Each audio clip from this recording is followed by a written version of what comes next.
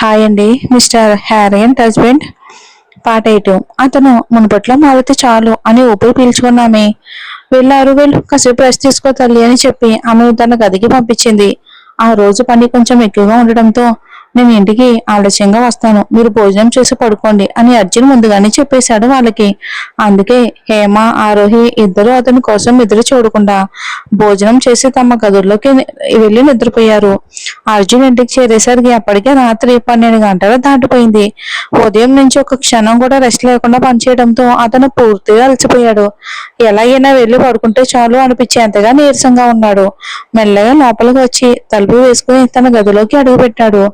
గదిలోకి వచ్చిన అతని చూపు నేలపై చాప పరుచుకుని ముడుచుకుని నిద్రిస్తున్న ఆరోహిపై పడింది. నిన్న రాత్రి తానే నేలపై పడుకుని శరీరం మొత్తం నొప్పితో బాధపడిన విషయం గుర్తుకు వచ్చింది అర్జున్ కు.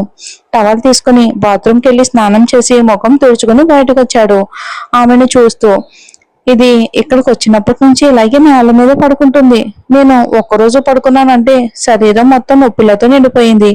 మరి ఇది ఎలా ఇంత హాయిగా నిద్రపోతుందో అని ఆశ్చర్యపోయాడు అర్జున్. తర్వాత వెంటనే మరో ఆలోచన వచ్చింది. నిన్న వారి ఇంట్లో అయితే మంచం మీద పడుకుంది అనుకుంటా. ఈ చాప మీద పడుకోవటం కష్టమే ఎలాగైనా. ఈ మంచం కూడా చాలా పెద్దదేగా. రేపటి నుంచి ఇక్కడే మంచం మీద పడుకోమని చెప్పాలి అని మనసులోనే అనుకున్నాడు. ఈ కళ నుదుటిపై చేయి వేసుకుని మంచంపై పడుకున్న వెంటనే నిన్న రాత్రి తెలియకుండానే ఆమె పక్కనే పడుకుని ఆమెను తన చేతుల్లోకి తీసుకున్న సంఘటన ఒకసారిగా గుర్తుకొచ్చింది. ఆ జ్ఞాపకం రాగానే అతని శరీరం అంతా ఒక్కసారిగా వేడెక్కినట్టు అనిపించింది. వెంటనే ఉలిక్కిపడి లేచి కూర్చున్నాడు. పక్కనే ఉన్న సీసాలోని నీళ్ళన్నీ ఒకసారిగా తాగేసి తనను తను కాస్త శాంతపరుచుకున్నాడు. తర్వాత తనలో తానే లేదు లేదు, ఆమె నాకు దగ్గర కావటం అస్సలు మంచిది కాదు అని గట్టిగా అనుకున్నాడు. ఇవాళ నుంచి దూరంగా ఉండటమే మంచిది అని తను మనసులో గట్టిగా అనుకున్నాడు. ఇవాళ పక్కనే ఉంటే నా హార్ట్ నా మాట కూడా వినడం లేదు బాబోయ్ అని తనలో తానే విసుక్కున్నాడు. నేనెవరు? అర్జున్ సూర్యవంశీ. నన్ను ఒప్పించడానికి ఎంతో మంది అమ్మాయిలు ప్రయత్నించారు. కొందరు కావాలని దగ్గరకు వచ్చి చూపులతోనే వల వేయాలని చూశారు. అలాంటి వాళ్ళందరికీ నేను ఒక్క మాట కూడా వదలకుండా చెంపపై ముద్ర పడేలా సమాధానం ఇచ్చి పంపించాను. కానీ ఈ అమ్మాయి మాత్రం వేరేలా ఉంది అని ఆలోచిస్తూ గోడ వైపుకి చూశాడు. నన్ను చూసి భయపడిపోతుంది, మాట్లాడడానికి కూడా సంకోచిస్తుంది. ఏదో పరాయి గ్రహ జీవిని చూసినట్టు దూరంగా పారిపోతుంది. కానీ ఆమె చుట్టూ ఉంటే చాలు నా కళ్ళకి ఇంకెవరూ కనిపించరు. నా గుండె ఎందుకు ఇలా మారిపోతుంది అని తనపై తనకే కోపంగా అనిపించింది. ఆ కోపంతోనే కళ్ళు మూసుకుని నిద్రలోకి జారుకున్నాడు. మరుసటి ఉదయం ఆరోహి లేచి బయటికి వచ్చింది. హేమ ముందే లేచి పూజ పూర్తి చేసి పనులన్నీ ముగించింది. అది చూసి ఆరోహి గుండెల్లో చిన్న భయం మొదలైంది. అయ్యో, నేను ఈ రోజు లేటుగా లేచాను, ఇప్పుడు అత్తమ్మ ఏమనుకుంటారో అని తలదించుకుని హేమ దగ్గరికి వెళ్ళింది. అత్తమ్మ సారీ, ఈ రోజు లేటుగా వచ్చాను, అన్ని పనులు మీ మీద పడిపోయాయి కదా అని బాధగా చెప్పింది. ఆమె అమాయకత్వాన్ని చూసి హేమ నవ్వుతూ దగ్గరకు వచ్చి, అయ్యో ఆరు, ఎందుకు ఇంత భయం మీకు? నన్ను అమ్మాని పిలుస్తున్నావు కదా, మరి అమ్మకు అంత భయమా అని ఆమె మొఖాన్ని చేతుల్లోకి తీసుకుంది. నువ్వు లేటుగా లేవలేదు, నేనే ముందు లేచాను. టైం చూడు అని గడియారం వైపుకి చూపించారు. ఇంకా టైం 5:30 మాత్రమే అయింది.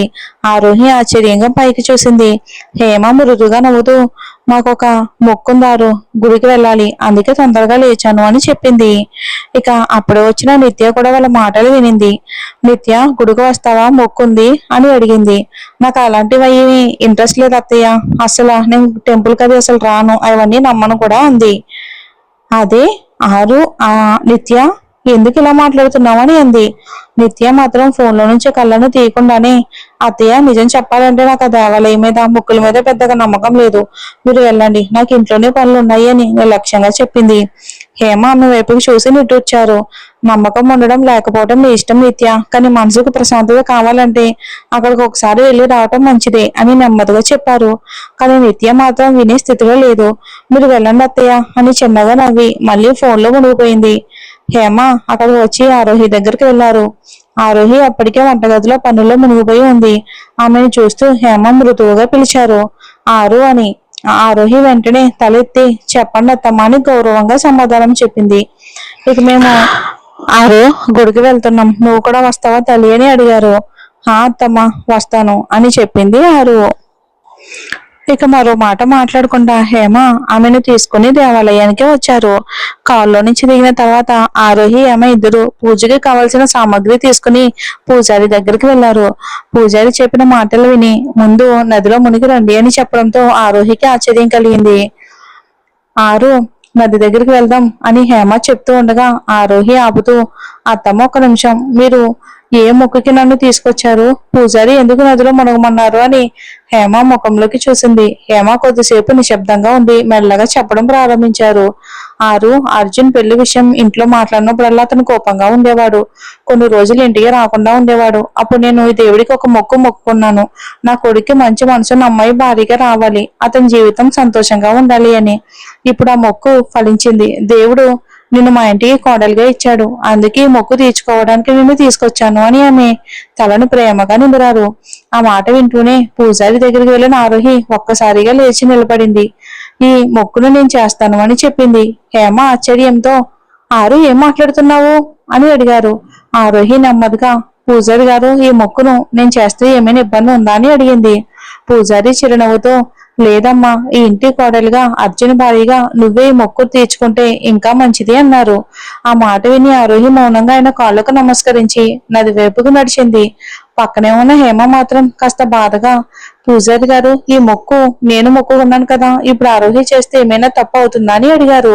పూజారి ప్రశాంతంగా, అమ్మ, భయపడాల్సిన అవసరం లేదు, మీరు తెచ్చిన కోడలామె, ఆమె చేత ఈ మొక్కు జరగడం మీ ఇంటికి ఇంకా శుభం అన్నారు. ఆ మాట విని హేమ నెమ్మదిగా ఊపిరి పీల్చుకున్నారు. హేమ ఆరోహి దగ్గరికి నడిచింది. ఉదయం ఆఫీస్ కి రెడీ అవుతూ కొన్ని ముఖ్యమైన ఫైళ్లు బెడ్డపై పెట్టి షూ వేసుకుంటూ కూర్చున్న అతనికి ఎదురుగా బొమ్మలా అందంగా చీర కట్టుకుని రెడీ అవుతున్న ఆరోహి వైపుకు అతని చూపు మళ్ళింది.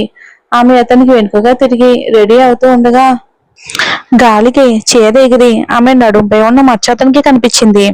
ఒక క్షణం అతను మిలుకుమంటూ ఇంకా తన కళ్ళతోనే ఇంకేం చూడాలో అనుకుని ఇంకొంచెం సేపు ఇక్కడే ఉంటే నన్ను నేనే కంట్రోల్ చేసుకోవడం కష్టం అవుతుంది అని తలూపి చేతికి దొరికిన ఫైల్ పట్టుకుని కొన్ని ఫైల్స్ అక్కడే వదిలేసి తొందరగా బ్రేక్ఫాస్ట్ చేసి వెళ్ళిపోయాడు. తర్వాత మీటింగ్ లో అతను పియ్యి ఆ ఫైల్ అడిగినప్పుడు అతను ఎంత వెతికినా దొరకలేదు. ఎక్కడ పెట్టాను అలా అని ఆలోచిస్తూ ఉండగా ఉదయం ఆరోహి కారణంగా ఫైల్ ఇంట్లోనే మర్చిపోయిన విషయం గుర్తొచ్చింది.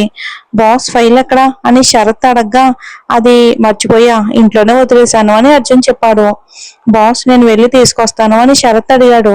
కానీ అర్జున్ మనసులో మాత్రం ఆరోహిని మళ్ళీ చూడాలని ఆలోచన వచ్చింది.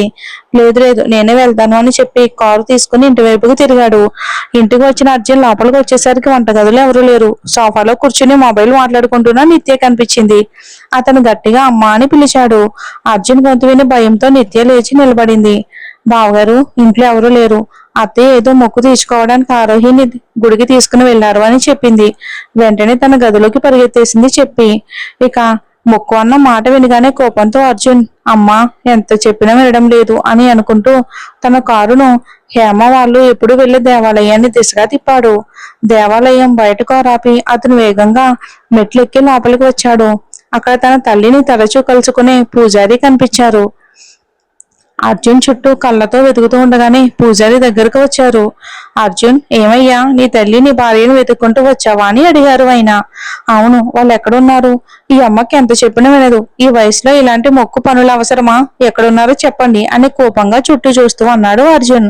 పూజారి నవ్వుతూ, మీకే దేవాలయం మీద నమ్మకం లేదు కదా, మరి వేరొకరి నమ్మకాలను ఎందుకు అర్థం చేసుకోలేవు? భక్తి అనేది ప్రతి ఒక్కరి మనసుకి సంబంధించింది అన్నారు. అర్జున్ ఆగకుండా, పూజారి గారు, ఇవన్నీ తర్వాత వింటాను, ఇప్పుడు వాళ్ళు ఎక్కడున్నారో చెప్పండి అని గట్టిగా అడిగాడు. పూజారి ప్రశాంతంగా, నీకు తెలిసినట్టే ఈ మొక్కు నీ తల్లే పెట్టుకున్నారు, కానీ ఇప్పుడు వారి తరపున ఈ మొక్కును నీ భార్య పూర్తి చేస్తుంది, నది దగ్గరికి వెళ్ళు అన్నారు. పూజారి మాటలు పూర్తిగా వినకుండానే అర్జున్ అక్కడి నుంచి పరిగెత్తాడు. అదే సమయంలో నది దగ్గర హేమ, ఆరోహి ఇద్దరు ఉన్నారు.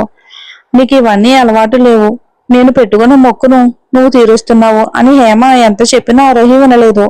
ఒక క్షణం తర్వాత అందరి ఎదుటే ఆమె నీటిలో మునిగి బయటకు వచ్చింది.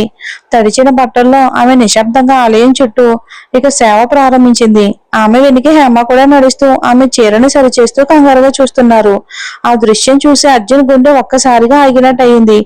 ఈ అమ్మాయి వయసు ఇలాంటి మొక్క అని అతను మనసు కుదేలయ్యింది. ఇక ఆ మొక్కును పూర్తి చేస్తూ ముందుకు సాగారు. నిజంగా వారి చేతుల్లో ఇది సాధ్యమన్న ఆలోచన అర్జున్ మనసులో మెదిలింది. ఒకవేళ ఆరోహి తన తల్లితో రాకపోయి ఉంటే అనే కోపంతో హేమ వాళ్ళ దగ్గరికి వెళ్ళబోతూ అక్కడున్న క్షణంలో తడిచిన బట్టల్లో ఇక సేవ చేస్తున్న ఆరోహిని చూసి అతని గుండె గట్టిగా కుదేలయ్యింది. అతని అడుగులు ఒక్కసారిగా అక్కడే ఆగిపోయాయి. లేదు లేదు, మధ్యలో వెళ్ళి వాళ్ళకి ఇబ్బంది పెట్టడం మంచిది కాదు అని అనుకుని దూరంగా నిలబడి వాళ్ళనే చూస్తూ ఉండిపోయాడు. ఇక 21 సార్లు పూర్తయిన తర్వాత ఆరోహి నెమ్మదిగా లేచేందుకు ప్రయత్నించింది. కానీ శరీరం పూర్తిగా అలసిపోయి ఉండటం వలన లేవలేకపోయింది. మరి చూద్దాం ఏం జరిగిందో.